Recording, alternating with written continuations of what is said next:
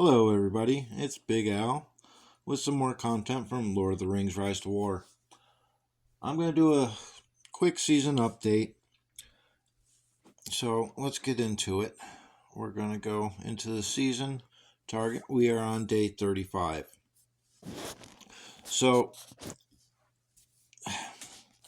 at this point in the season, it is pretty much decided. Erebor, Dome, and Loda have won.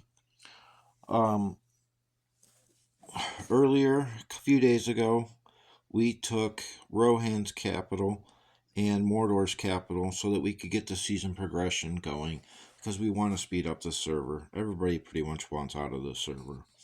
Mordor has taken their capital back. We withdrew from Mordor so that they could. Same thing with Rohan. We have pulled back so that Rohan can take their capital back.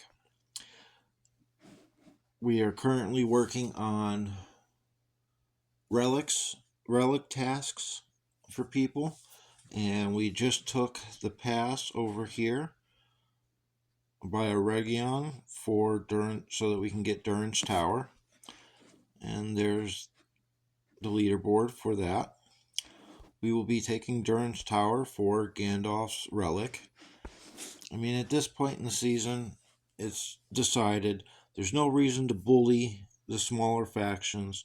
There's no reason to keep pushing them and making them lose their land.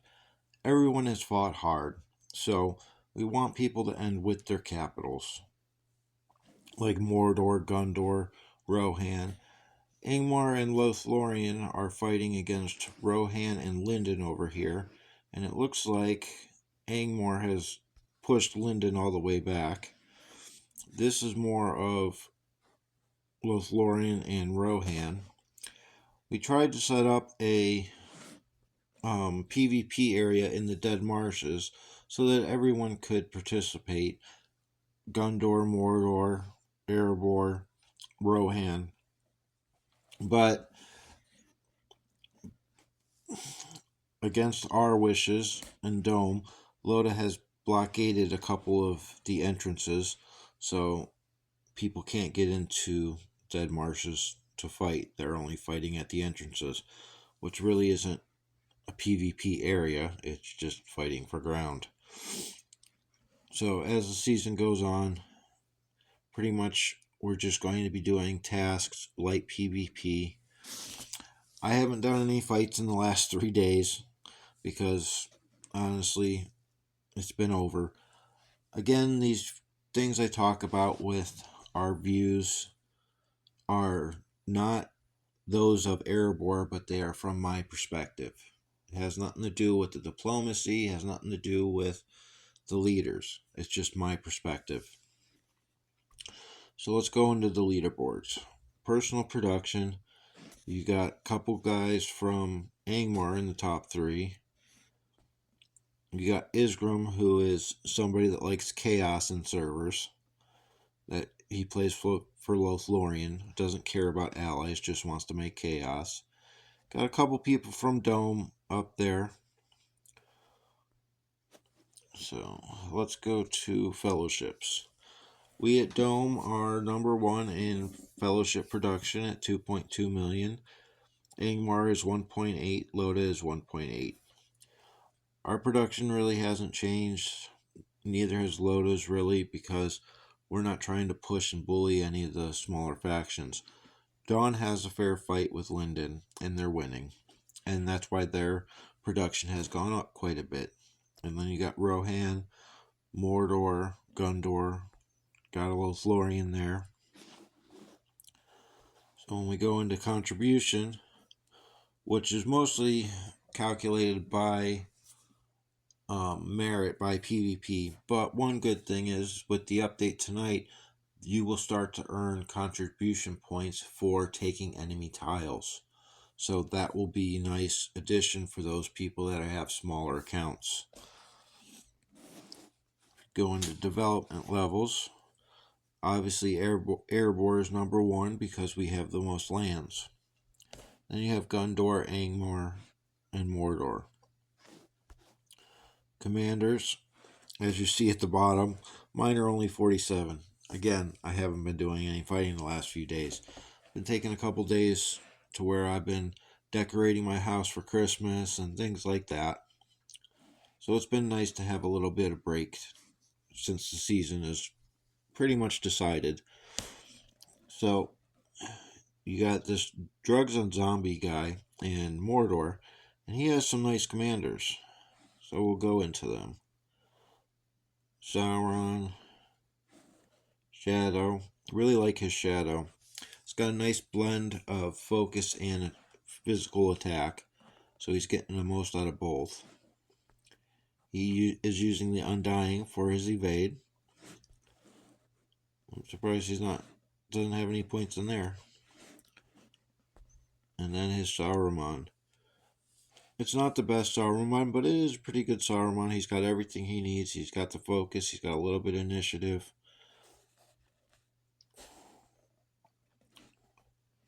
Here's another one of the whales from Mordor. Círdan. Again, another nice Shadow. Z2. Let's take a look at his Dane. Pretty good.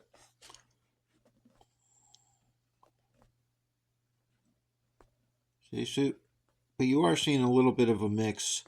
He's even got a King of Men in here as one of his mains.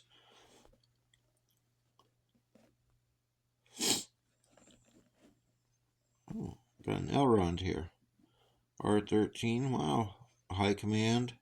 Uses him as a tank and a troop buff. Very nice.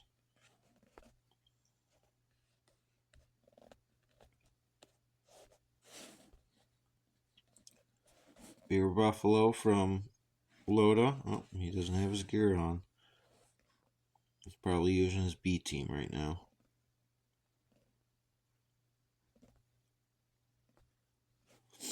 So, there's the leaderboards. One very, very nice thing about control points, which I wish they would change it to where all fellowships that hit it get one of these reports. Maybe not the rewards, I understand that. They still want to have some competition between inner faction. But it'd be nice if, no matter what, if a fellowship hit a keep or a pass, that they would get one of these reports. These reports tell you who had kill rankings and siege rankings, which were nice.